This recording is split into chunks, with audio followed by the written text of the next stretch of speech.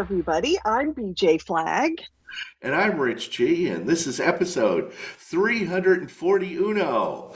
Build and grow and manage a remote team.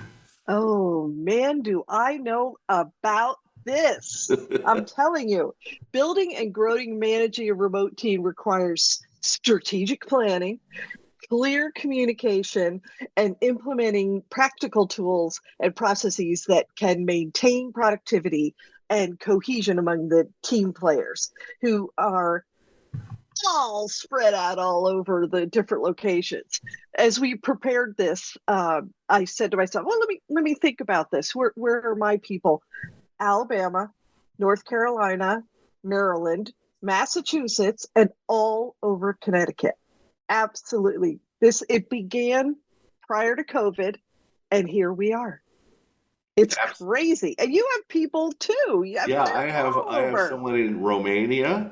I have someone in Maryland. We have them all over the place. I know. It's great. It's great.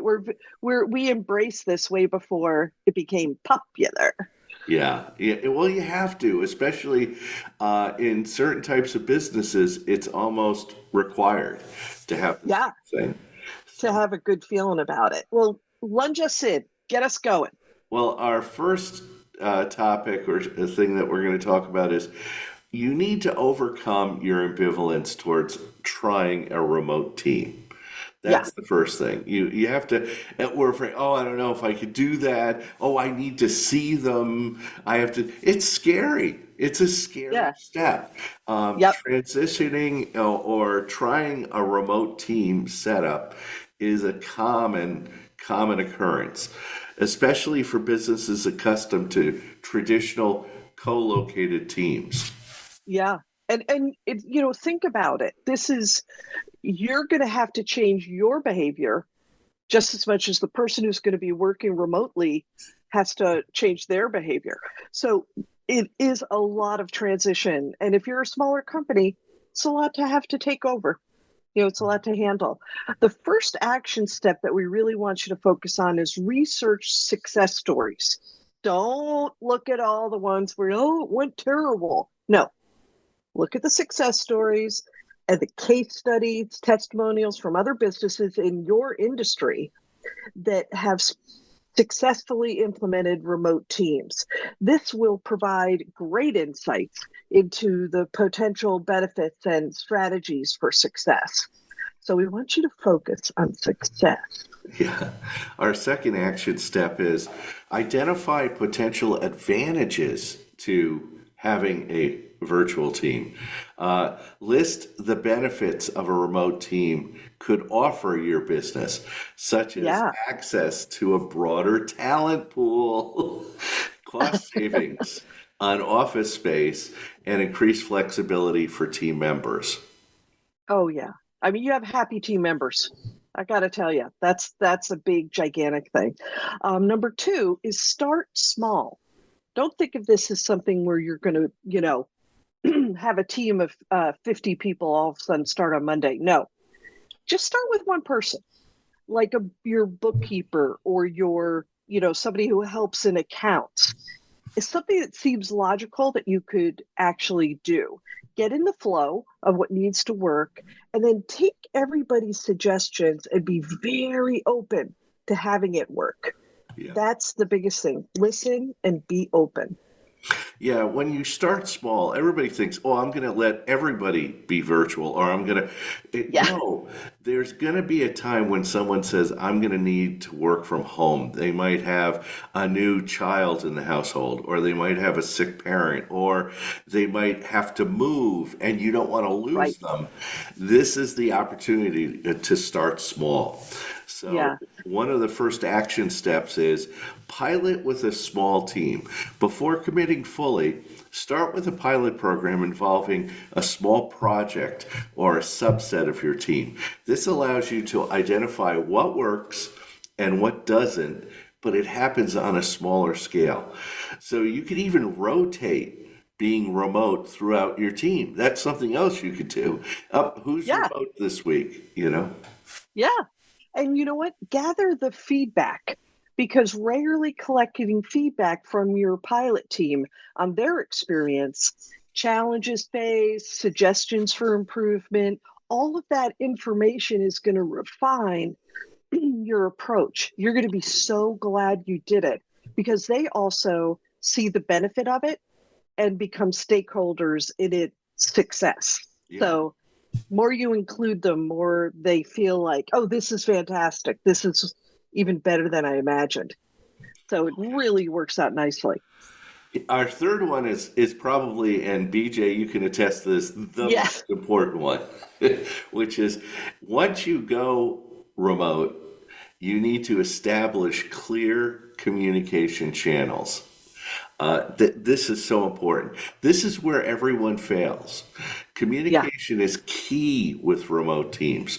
If your remote employees are not communicating their progress, their issues, their problems, their obstacles, their breakthroughs, their high days, and their low days, you won't be on the same page. Yeah. And that becomes a real brutal issue. We all get on in the morning and say, TGIF, or, what are we doing? First day of spring. Oh, I'm wearing shorts. We all are goofing around, having a great time and things like that. But it's also been great when people have had uh, issues in the family. Yeah. Dad gets sick and has to move in with everyone's given them suggestions. This is what you could be doing. Get them a newspaper, all the Mhm. things. And they don't feel left out. They don't feel left out. And it can be really good. So action steps is select communication tools that could work for you. Choose communication tools that are best suited to your team's needs. We happen to use Slack. It's fantastic for instant messaging. We use Zoom for video calls, and for email and communications, we do have our production software, so that's Basecamp, but we also email, and we have kind of rules about what you can do and what type of information you can send through those channels. Yeah, also, second, define communication norms. Establish clear guidelines for how and when to use these tools. Sometimes people want to work heads down. Sometimes people need to talk to you. For example, use instant messaging for quick questions and video calls for longer discussions or team meetings. This is important, like with my virtual team that I work with, like my guy in Romania, we have a call every Monday morning, and we set up the week. We kick it off. We know what we have to do, and then I have another person I work with. We call every Wednesday afternoon, and we set up the entire week for that. So it's how you do things, Yeah, but yeah. lock it in. Right. And to your point, you're scheduling regular check-ins. Hmm. We feel that in the morning, in the midday, and at the end of the day, you have to check in. Yes. And really it could just be, I'm here and I'm alive. But we also will type in the word, you might say focus. And that means don't bother me. I have Yeah. got my head down. But you always try to make sure everybody knows, that's what's going on. They have an opportunity to share any updates or concerns and such. So number 4 is implement a robust project management system. If you don't have one already, if you don't track right now, you're gonna have to go back to the drawing board. You are gonna have to go all the way back. And just like when you started the business and you created processes, this is just an augmentation. This is like a continuation of your organization, things that you need to do. Your current project management system has to be accommodating to the remote worker, and you just need to look it through and make sure that each point works well for them. Yeah, it's as important as communication is. Structure and planning is just as important. I mean, you Oh need to yeah, track where everybody is. You need to track where everybody is when you're handing off things to creative or you're picking up things. So, one of the action steps that we say to start out with is choose a good project management tool because this tool is going to help you track tasks, track deadlines, track your progress. Select a tool that fits your team size and complexity of projects. And I have yeah, this issue all the time with clients. You could choose tools like Basecamp, Monday, Trello, Asana, or Jira. yeah. And they're all fantastic. They Yes. have different benefits, which is awesome. We needed to really, the one action step that you really have to focus on is define the project processes. Mhm. And when you outline the steps to managing projects from inception to completion, including everything like task assignments, milestones, review points, you're Mhm. going to notice which one of those tools is going to be better for you. Yes. So, just be open to it might not be the one that you are utilizing right now. Yeah, and train your team.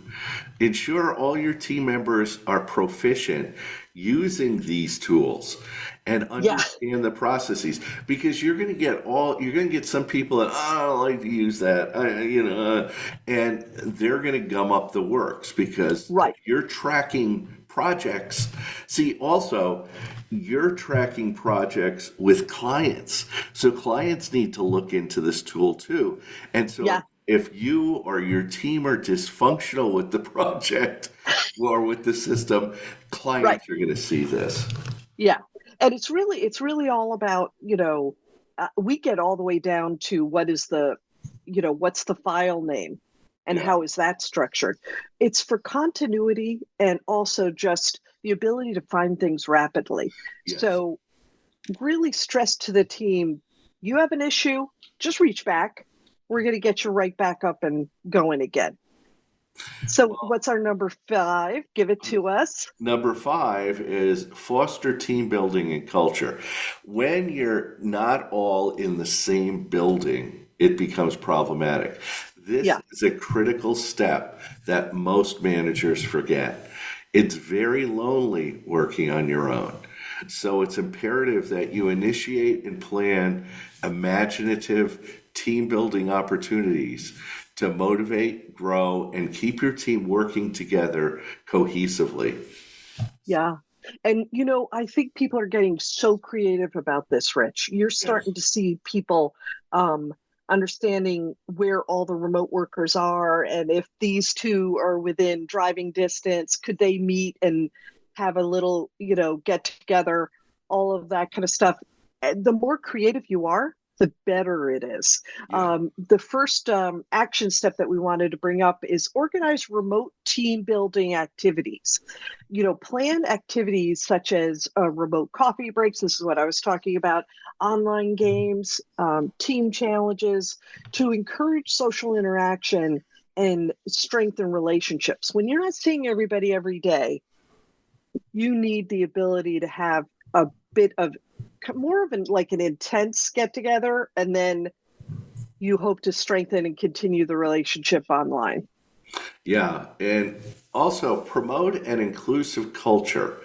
Encourage open dialogue. That's so important. People tend to keep things in.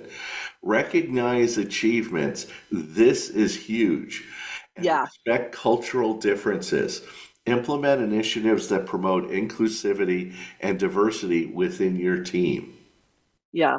And when you do it, oh my gosh, what you learn and all of that type of stuff, it's just fantastic. People love it. Especially Absolutely love during it. holidays, certain religious Yeah. holidays, certain things that people are, they might need not be able to Zoom that day. They might not be Right. able to work that day. So you Yeah. need to be cognizant of these things. And the best way to do it is to ask them. Ask them, are Right. there any days that you're going to need time for yourself? Right. because it does get a little murky when you're working remotely. You think you can talk to that person all day, Yeah. every day. No, you got to have established boundaries, and also provide growth opportunities. Yeah. This is a very tricky thing right now. There was actually an article written about the fact that this one company wasn't going to be giving promotions to people who were remote workers. I don't know why, Yeah. but they felt that anybody who came into the office, they had the ability to get a promotion. Yeah. I'm like, oh my gosh, this is crazy. So really provide growth opportunities, offer professional development opportunities such as online courses, webinars, that type of thing. And also just help team members grow their skills and stay engaged. A very cohesive mentor program Mm-hmm. would be fantastic. That is awesome. Teaming people up so that they can get skills that they might be wanting to work on from another person. You're going to be growing your company and the strength of your company by doing this. So it's all good. Our sixth opportunity is set clear goals and expectations. This is the even more important than with a team member that works in an office. Yeah. Because when you work in an office, you have a clear understanding of what that job description is and responsibilities.